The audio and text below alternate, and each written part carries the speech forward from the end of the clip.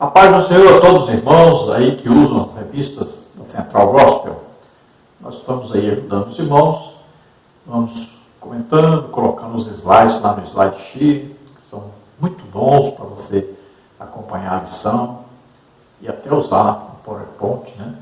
Se você entrar em um dos nossos grupos, eu coloco para você, você pede, diz que é da Central Gospel, a revista que você usa, e eu vou enviar para você o PowerPoint da lição. Aí tem PDF também e tem a lição em vídeo. Eu sou o pastor Henrique. Se você deseja nos convidar, entre em contato conosco. O telefone é 99951520454. Nós estamos estudando aí, então, nas revistas da Central Gospel, terceiro trimestre de 2022. O assunto é a Epístola aos Romanos, a doutrina da justificação pela fé. O comentarista da Central Gospel nesse trimestre é o pastor Gilmar Vieira Chaves. Estamos estudando essa revista em 66. Vamos ver então a lição número 5, que tem como título A Santificação como Fruto da Justificação. O texto bíblico básico está em Romanos 6, de 11 a 14, que diz assim: Assim também vós considerai-vos como mortos para o pecado, mas vivos para Deus, em Cristo Jesus nosso Senhor. Não reine, portanto, o pecado em vosso corpo mortal, para lhe obedecerdes em suas concupiscências. Nem tampouco apresentei os vossos membros ao pecado por instrumentos de iniquidade. Mas apresentai-vos a Deus como vivos dentre os mortos, e os vossos membros a Deus como instrumentos de justiça, porque o pecado não terá domínio sobre vós, pois não estáis debaixo da lei, mas debaixo da graça. A figura do casamento é muito interessante aqui, né? Nós éramos casados antes com a lei que nos condenava. Quando aceitamos a Jesus, o que aconteceu? Nós morremos, porque para nascer de novo precisa morrer. Então nós morremos para a lei, que era a nossa esposa, né? No caso, o esposo, o seu, e se você é mulher. E se o marido morreu, você está livre para casar com outro. No caso aqui, se a mulher morreu, eu estou livre para me casar de novo. Olha só, a lei, quando eu morri, que eu aceitei Jesus, eu morri, nasci de novo, agora eu estou livre para casar, agora é com Jesus Cristo. Então a nova vida, a vida cristã agora. Então o marido velho, a lei, morreu para você, a mulher velha, lei, morreu. Então a pessoa está livre para casar de novo. Com quem você quer casar? Com Jesus. Agora é um casamento, nós somos noiva de Cristo, a igreja é noiva de Cristo. E será esposa no futuro.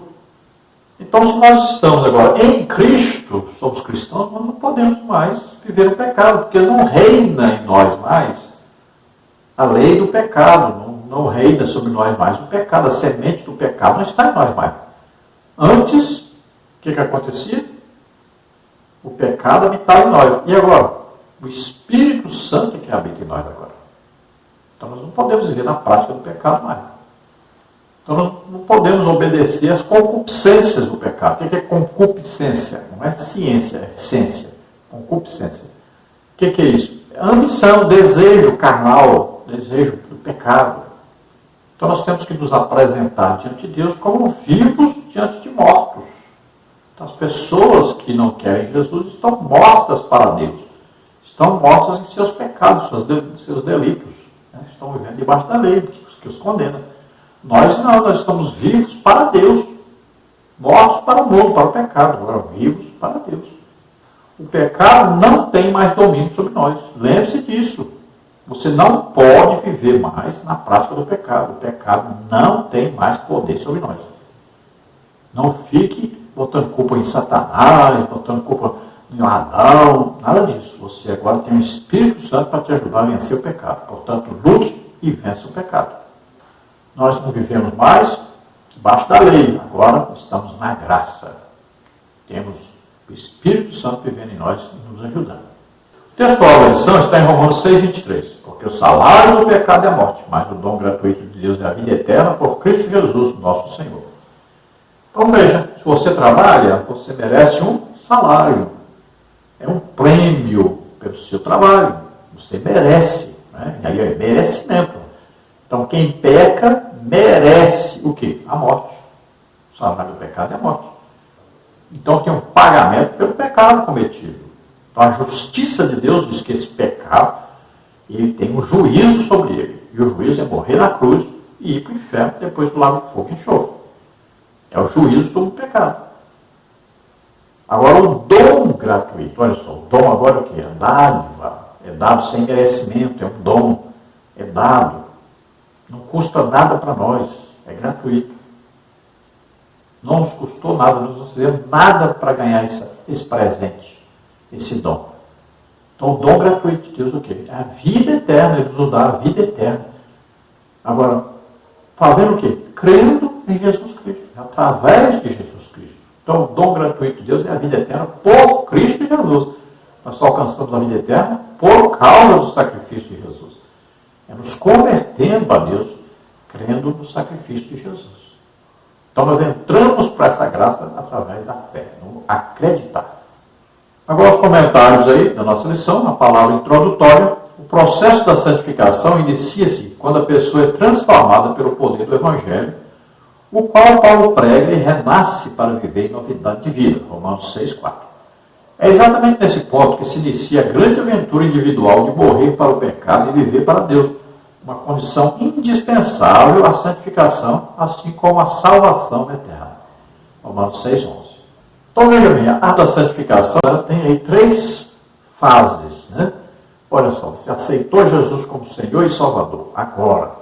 Então você imediatamente agora você é salvo, é declarado santo, você foi justificado, porque seu pecado Jesus levou, a justiça que era para cumprir em você, foi cumprida em Jesus.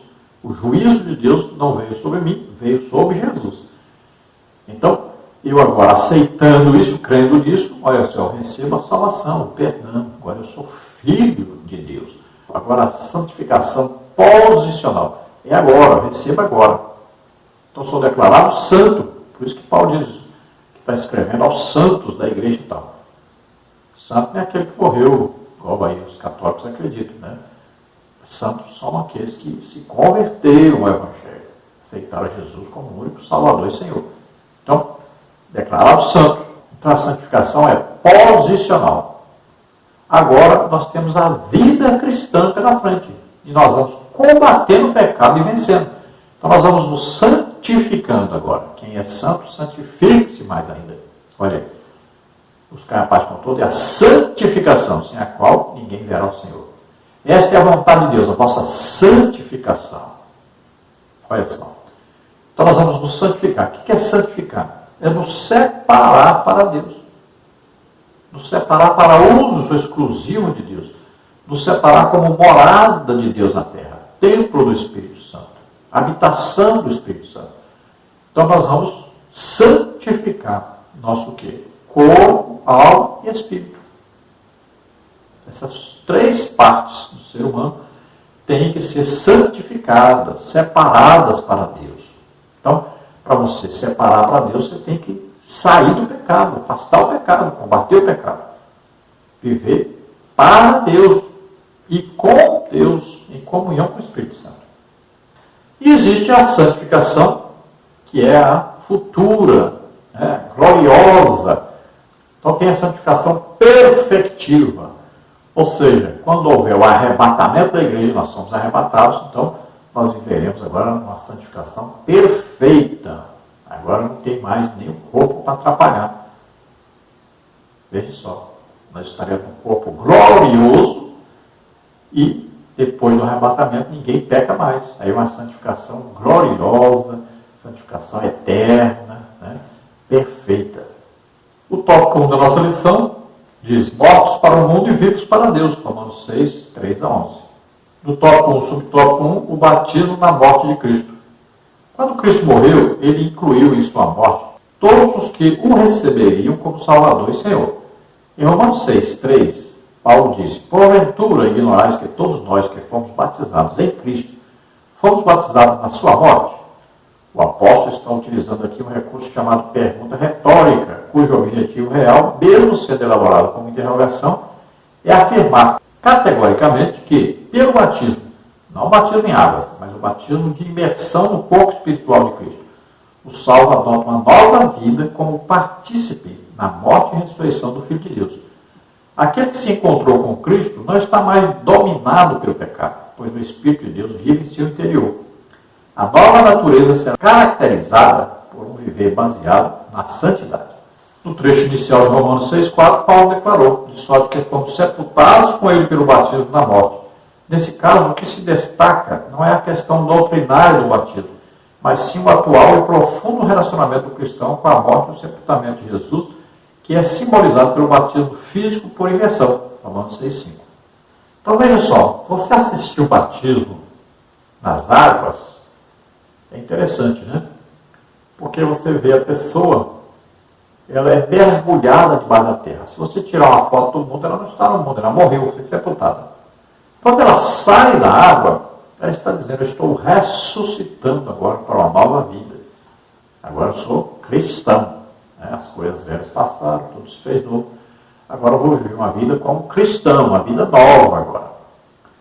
E o batismo do corpo de Cristo, que nós recebemos no dia que aceitamos a Jesus como Salvador e Senhor, é superior ainda a isso. Porque, olha só, você foi introduzido no corpo de Cristo, que é a igreja. Antes você não fazia parte disso. Nós não fazíamos parte disso.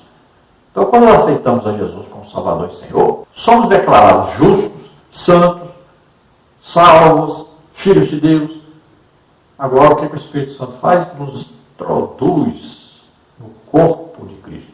É o batismo aí no Espírito Santo. Não é com o Espírito Santo. Quem é batizado com o Espírito Santo, fala em línguas, né? Revestimento de poder. Agora, é o batismo no Espírito Santo aqui, é a imersão do crente no corpo de Cristo. Então, nós somos colocados nesse corpo, incluídos nesse corpo. Né? A figura lá da árvore, né? Então, é como se fosse aí a oliveira, Israel, né? Mas nós somos o quê? Enxertados lá, né? Colocados também como povo de Deus. Agora nós somos colocados no lugar que não era nosso. Foi pela graça de Deus, pelo amor de Deus. Então nós agora somos colocados como filhos de Deus. Agora nós somos colocados no corpo de Cristo. Então é o corpo espiritual. Jesus, a cabeça desse corpo, e cada um de nós, um membro desse corpo. Então é o corpo que a gente fala místico de Cristo. Né? A igreja é formada por todos os salvos do mundo inteiro. Então nós estamos nesse corpo. Então o apóstolo Paulo fala que nós somos o quê? Sepultados, né? Para vivermos em novidade de vida. É falado que o povo de Israel foi batizado no Mar Vermelho, olha só. O mar não secou para eles passaram? Passaram seco. Como foram batizados? É porque ali eles estavam morrendo, realmente. Não tinha como passar ali, foi um milagre. Então, eles morreram ali para a velha vida no Egito. Agora, eles vão ter uma vida diferente, uma vida nova, agora com Deus presente na vida deles. Inclusive, vai dar para eles uma lei, né, que vai regulamentar a sua sociedade, o seu modo de viver, de se comportar. Uma nova vida agora com Deus. E nós, veja bem, nós somos batizados assim, nós morremos espiritualmente para a vida velha, para o pecado.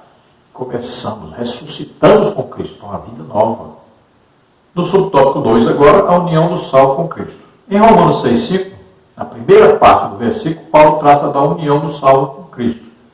Antes de chegar de fato à sua união com Cristo, Paulo olha para o cristão como se fosse simbolicamente outra pessoa. Dessa forma, o apóstolo enxerga o cristão de modo semelhante ao que vê em si próprio. As duas perspectivas fundamentais da união com Cristo são apontadas pelo batismo em água de forma expressivamente simbólica, a união em sua morte. A descida para emergir na água é como se fosse um sepultamento, e a união em uma nova existência, o levantar da água, semelhante a uma vida renascente que está sendo liberta da sepultura. Então, aquilo que nós falamos agora, o batismo nas águas. Olha, sepultou, tirou a foto, você não está no mundo, está morto. Quando você sai da água, então você começa uma vida nova. Assim também é a vida cristã.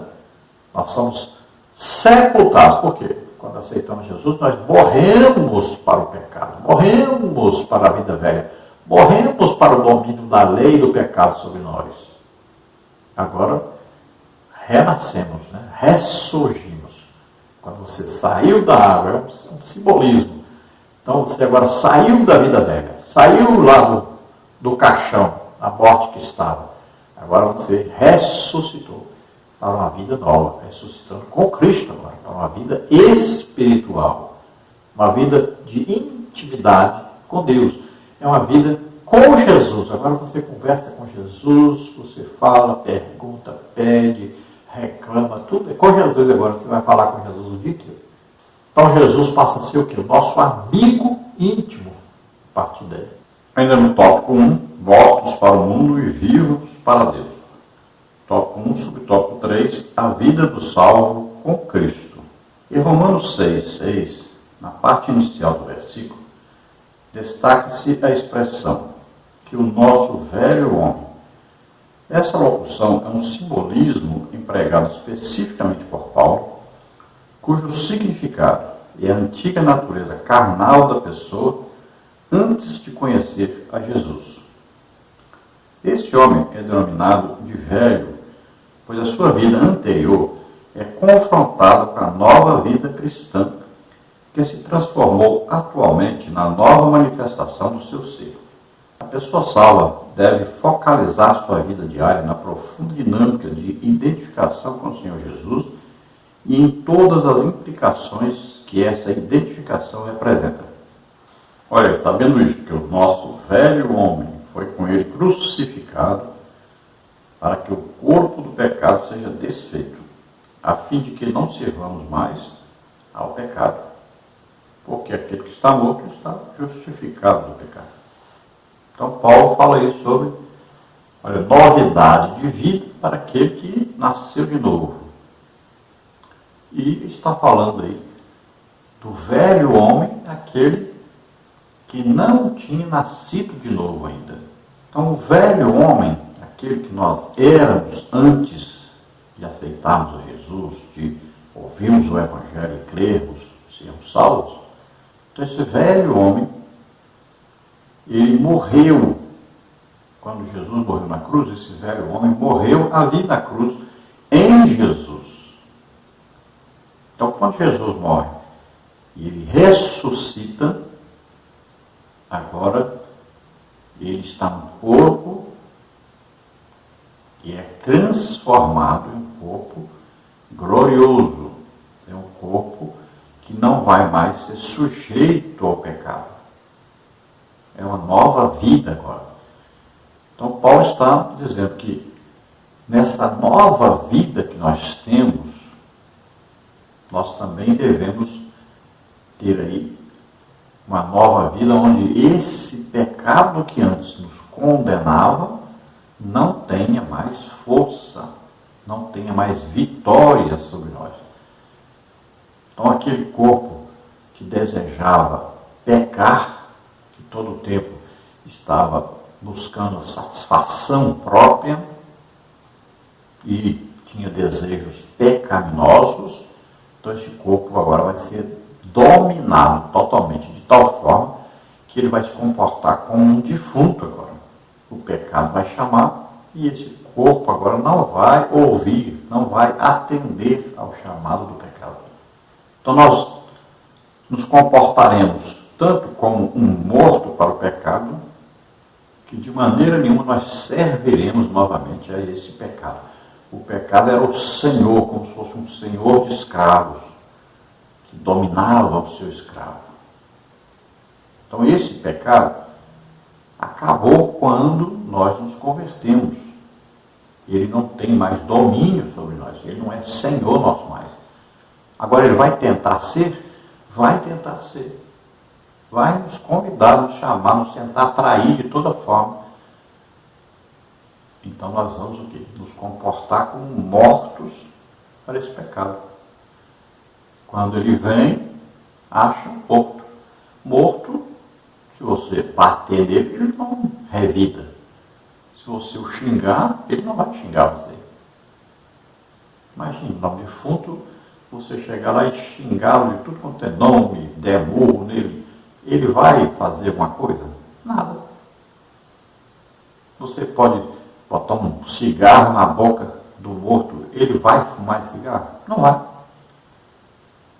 Você pode colocar lá bebida alcoólica, o que você quiser, drogas, tudo. Ele vai experimentar, vai tomar, vai... Não vai fazer nada. Você colocar lá um filme pornográfico para o morto, ele vai assistir? Não vai. Está morto. Então, esse é o nosso comportamento diante do pecado. Nós vamos nos comportar como mortos para o pecado, mortos para o passado.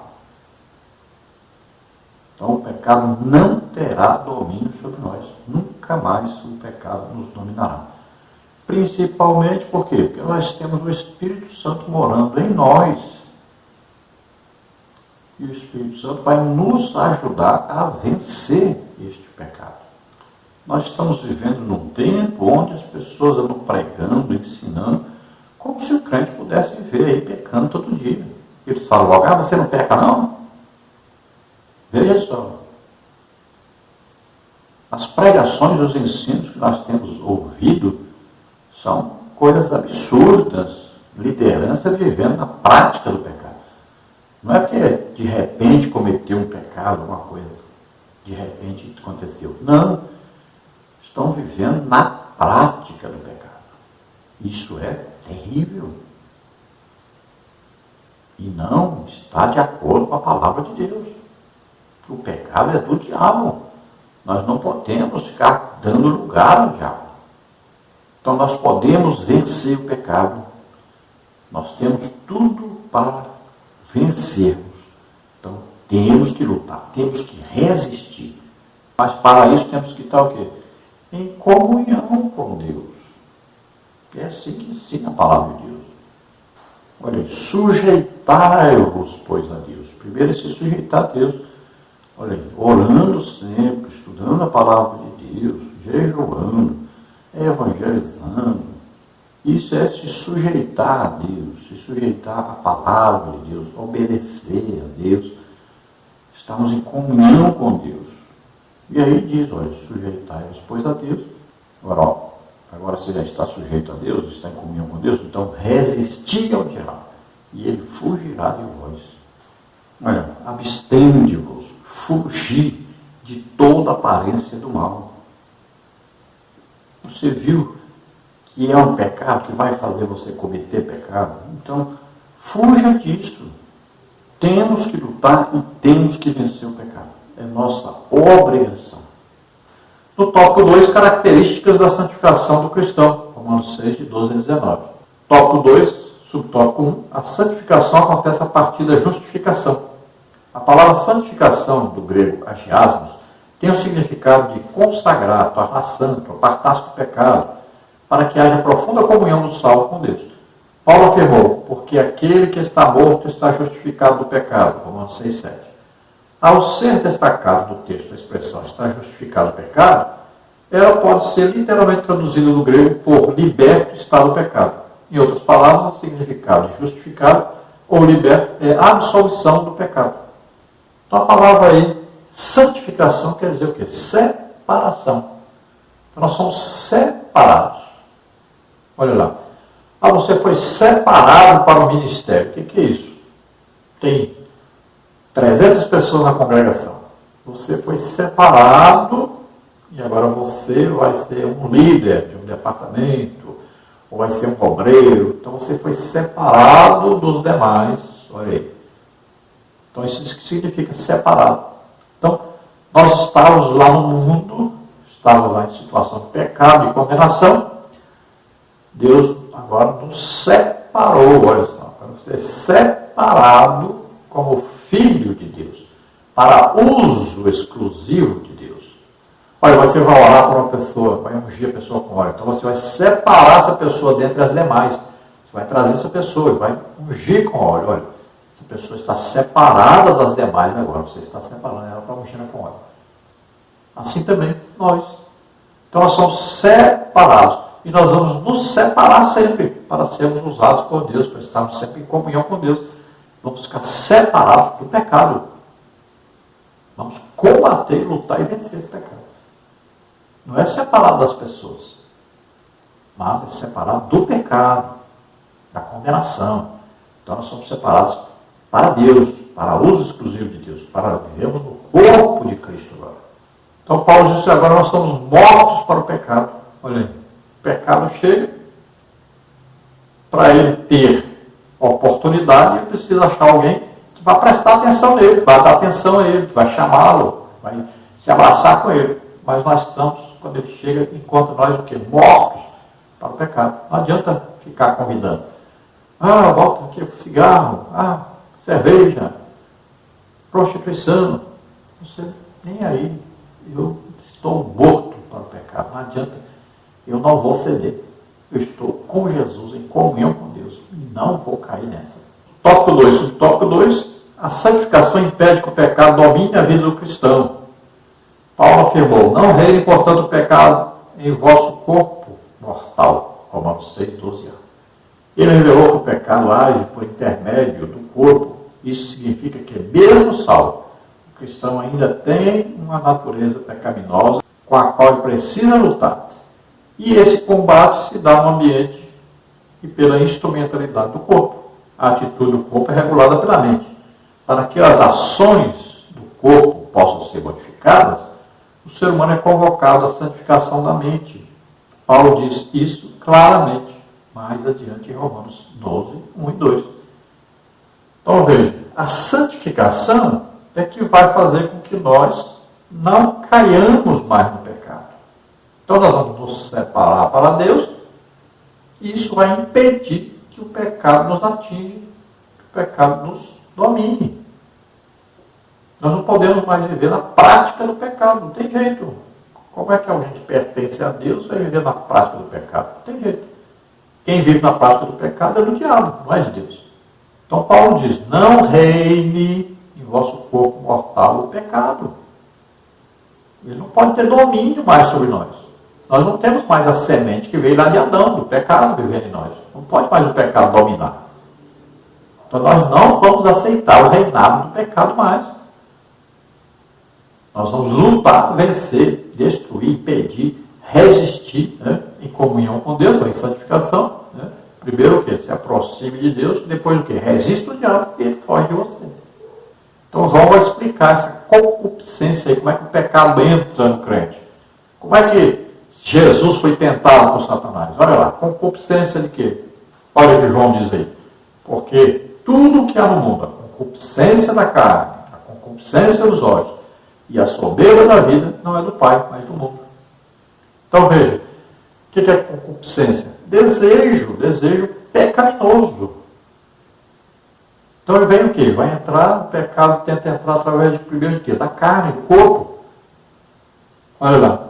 Se tu és o Filho de Deus, manda que essas pedras se transformem em pão. Come. Olha aí. Concupiscência da carne, corpo, vontade de comer. Então a tentação vem para nós. Para experimentarmos, né? Vem concupiscência o quê? Dos olhos. Olha lá, Eva. Olhou para o fruto e desejou. Concupiscência. Foi mostrado para Jesus, olha aí, os reinos, né? Foi mostrado para Jesus os reinos, foi mostrado para Jesus aí a pedra, olha para a pedra, olha para os reinos, né? Olha para a riqueza, olha para o povo lá embaixo. Então, olha só, concupiscência dos olhos, aí atração dos olhos, por isso que as lojas ficam aí com a vidraça aí, aberta, nas portas com vidro, só para você passar e olhar e desejar comprar o que está lá dentro. Por isso que no supermercado, aquilo que você mais quer comprar, o óleo, né, açúcar, o sabão, o pão, é lá no fundo. Porque você passa depois olhando para as prateleiras e pegando o que você nem precisa e acaba comprando. Então a concupiscência do quê? Dos olhos, desejo dos olhos. Né? Como é que vem o adultério? Como é que Davi adulterou? Por quê? Porque ele olhou Batseba tomando banho. Ele parou o olhar. E Jesus disse que se o seu olho vai te escandalizar, arranca o olho. Ou seja, olha para o outro lado, não fica parado o olho olhando. Então a concupiscência dos olhos, o desejo, vai entrar através desse olhar. E vem a soberba da vida, que é a vontade de ser grande. Né? Olha lá, Eva, o dia que você comer isso aqui, você vai ser igual a Deus. É a vontade de ser grande. Olha Jesus. Os mundos aí, você vai ficar rico, ponto de rico. Né? Olha aí o povo, o Senhor pular daqui, o povo vai, os anjos vão aparar o Senhor, todo mundo vai aplaudir. Olha aí, desejo de ser grande, né? É a soberba da vida. Desejo de ser maior que todos. Então, assim que entra o pecado, nós temos que impedir essa entrada do pecado. Então, nós temos que manter o quê? Espírito, alma e corpo irrepreensíveis, santificados, para impedir a entrada desse pecado. Então, a nossa mente, aí, a nossa alma, olha bem, a alma que pecar, esta morrerá. Então, a alma tem que estar sendo alimentada pela palavra de Deus, sempre.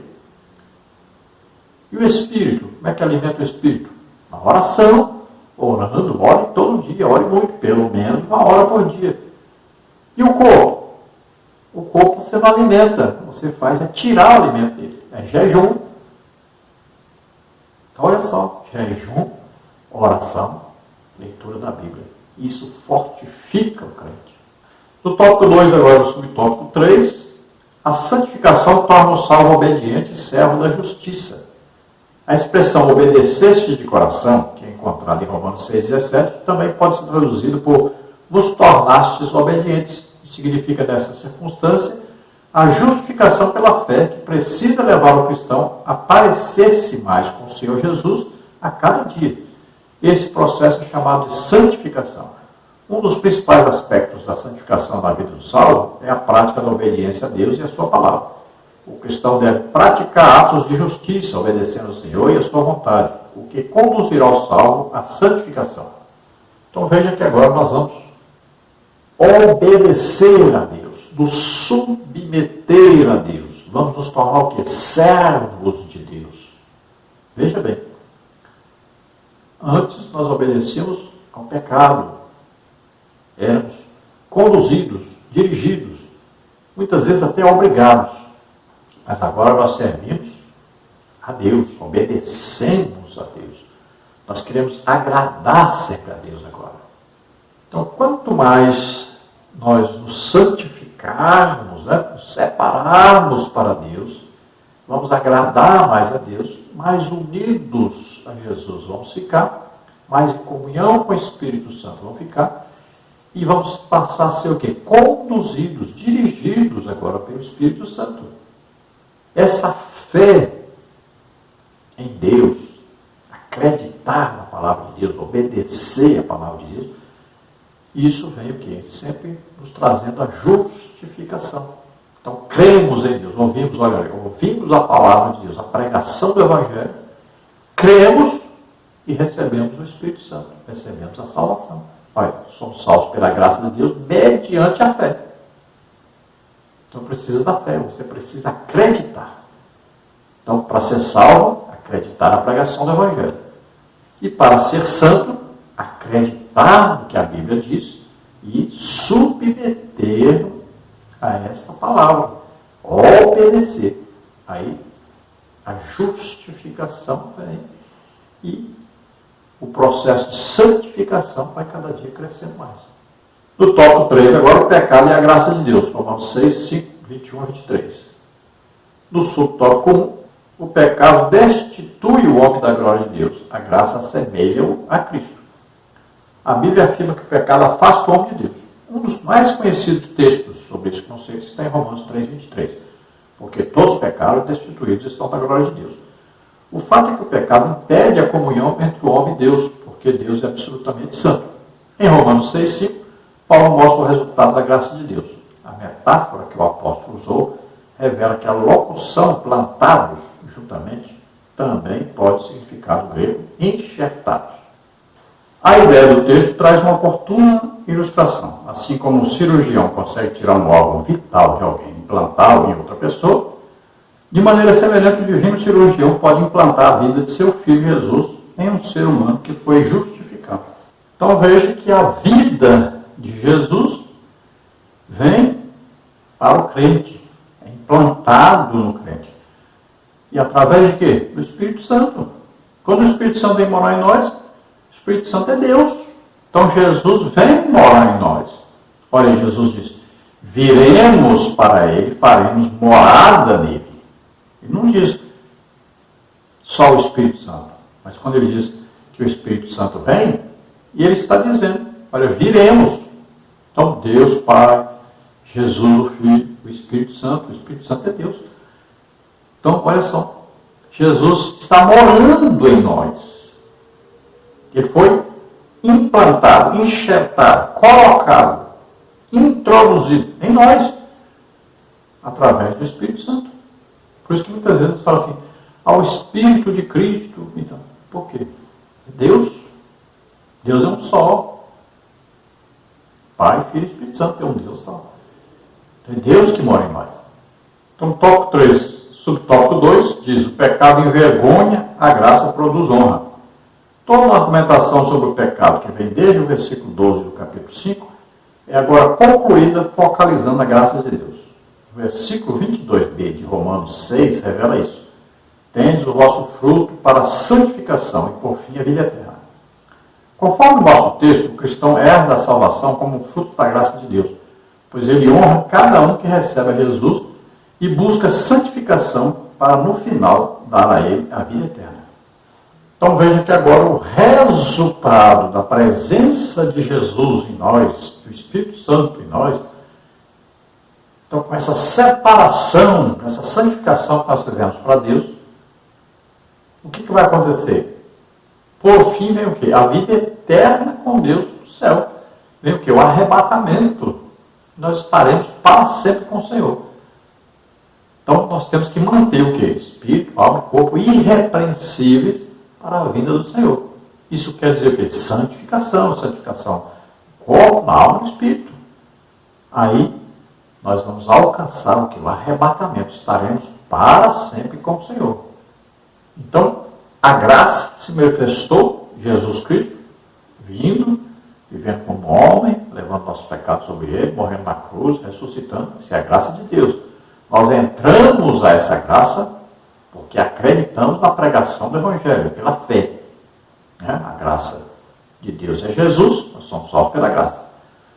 Aí precisamos que, mediante a fé, acreditamos nisso, somos salvos, agora temos que manter a nossa salvação, lutando contra o pecado, nos santificando, separando para Deus. Aí alcançamos o arrebatamento e vamos viver eternamente com Deus. No tópico 3, subtópico 3, o pecado gera morte, a graça, a vida eterna. A partir de Romanos 5,12 e em todo o capítulo 6, Paulo fala sobre o pecado. No último versículo do 6º capítulo dessa carta, ele faz uma síntese sobre o assunto, mostrando que cabe a cada pessoa a responsabilidade de escolher entre uma coisa e outra. E esta decisão trará consequências definitivas.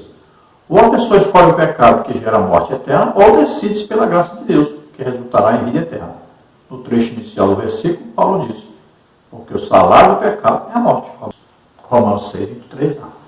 Quando Paulo utilizou a opção salário do pecado, ele estava afirmando que a recompensa para uma vida de pecados é a morte espiritual, ou seja, a morte eterna, o afastamento para sempre da presença de Deus.